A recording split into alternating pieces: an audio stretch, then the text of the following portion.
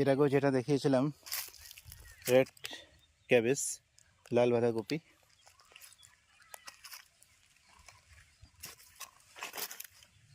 এই দেখুন রেড বাঁধাকপি। এই যে শীতকালীন সময়ে পুরো বাইরেরটা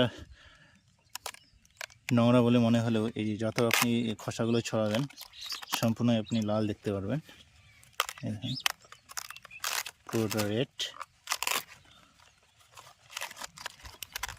বাঁধাকপি। আপনি এটা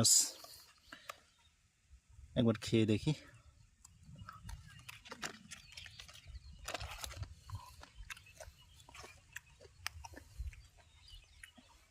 এই দেখুন কী পরিমাণ রেড কপি, লাল বাঁধাকপি হয়েছে। কালারটা দেখুন অসাধারণ।